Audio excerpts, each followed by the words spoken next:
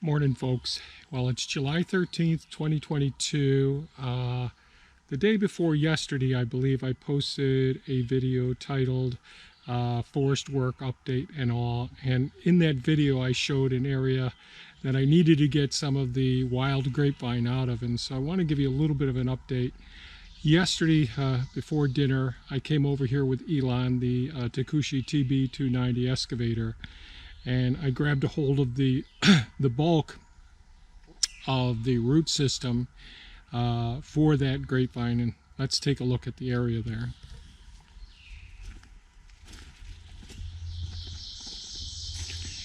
So I knew what the vines were really incorporated in so many of the trees in the canopy, and I don't know how this is going to show up, but I'm going to walk around here. And I may have to get the other angle, but this may show up. So the grapevine was over here, is where I started with it. And I want to show you the tops of some of the trees that got incorporated. So as I'm pulling the vine out, many of the trees that were incorporated, the tops of them, just have been bending over and pulling out basically the roots of all of these trees. I'll try and get a couple angles here. And I've already cut up a couple of the trees, but it was getting late and I wanted to get to dinner. But there's 1, 2, 3, 4, 5, and I already took out about 5. But all of these trees here are just completely bent over. And I don't know if you could see way up there, they're just snapped right off. There's still a part of some grapevine up there. You know, it's just a terrible, terrible thing. You can see this one snapped off the top right here. The one up there snapped off. And all of these trees, unfortunately, have got to come out. Once the trees have bent like this, even if they survive, when they don't straighten back up, and then we have water sprouts that shoot up from a tree that's been bent over. And the maples don't handle the water sprouts very well. So here's this root ball dislodged here.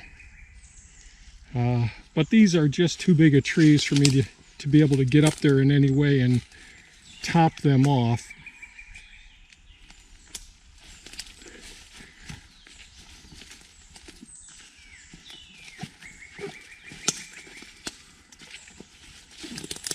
And still, there's part of the vine over here, over there, and another huge, massive one that's about the same size as this one right over in there. It just works from tree to tree to tree. And I've got to get this vine out of here.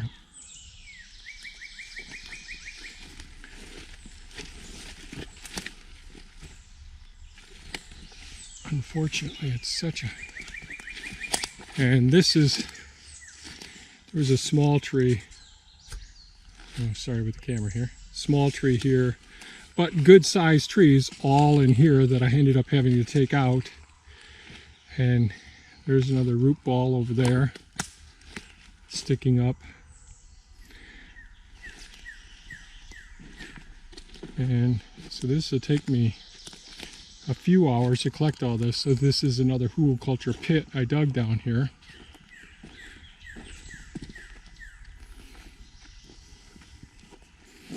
And this is almost all grapevine. There are some tops of some of the trees in here, but very few. It's just what was completely entangled into the tops of the trees. So it really is something. Not sure how well any of this is showing up, but it's so extensive, these grapevines, and they do so much damage. When you grab the vines and you start pulling them, the trees just start snapping because they aren't that healthy a tree. they aren't getting all the photosynthesis that the rest of the trees would get. And do I have one of the water sprout trees around here to show you? Yes, there's one over here, I'm pretty sure.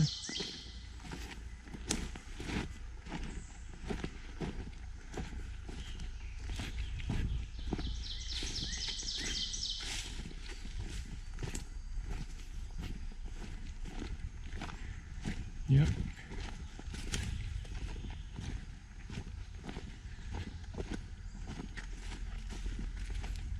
And of course it's dark in the forest right now. But if I get at the correct angle, you might be able to see this.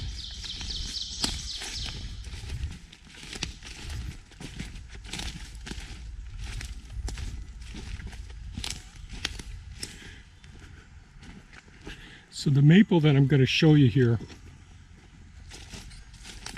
is this maple right here. And it was damaged. The apical, the main stem was damaged at one point, and then we got two prime leaders that came up. But at some point in time, one of them, that one had split again, and you may be able to see that there was a limb that came off in this direction, and it came off and fell down. That weakened it and made it lean over to the side. Then if you can see, there's vertical stems that come up from there. And as those grow, that puts more pressure, weight on this curved, main stem that came off of the tree here. And that curve is supporting all of these water sprouts, the vertical stems going up, like tree trunks going up. And as they grow and get bigger, this is going to work its way down. And ultimately what it's going to do, the weight is going to cause this to split right here and rip right apart. So it's best if I can cut this one off here and save that single trunk going all the way up. And I don't see any grapevines in the top of this one. But when they're curved, we get these vertical shoots, branches that normally would go off to the side. They're going to go straight up in the air. They're going to grow and develop it, increase the weight, which is going to force this whole limb to damage its trunk. And so it's best to come in and prune this one off right at that juncture, at that point. So all of these bent ones will end up, if I leave them here, we'll get water sprouts, vertical shoots that come up. Not sure if you could see them in the distance there. They'll all get shoots that come straight up. And eventually, they're all going to make it down. Unless I'm able to cut them off to the point where they turn. But they're such a large diameter, or the caliper of the trees, where I'd cut them off. If they're less than 3 inches, I'll do that. But if I cut them off greater than 3 inches, when we get up to 8, 10, 12 inches, there's less of a chance that it's going to heal completely and, open it up to more decay as well. So unfortunately, because of these grapevines, I've got more trees to take out in that area. And I know that I'm going to run into similar situations in the thicker forest where all of these young trees that are only 30 years old or so, and the grapevines have got completely incorporated into the tops. And then when I try to pull the grapevines down, I don't try to get it all out like I've showed before. I'll leave grapevines, like here's an example right here. This is incorporated into a beautiful tree here, and it goes to, looks like 3 other trees, but this grapevine right here, if I cut it off and there's no other sources of nutrients for it, it will just decompose at the tops of these trees. But I'll still pull out the root structure, which goes way over there, comes across the ground here, and then works its way up the tree. So I don't have to pull all of them out, but if there's enough of a cluster of the intermingled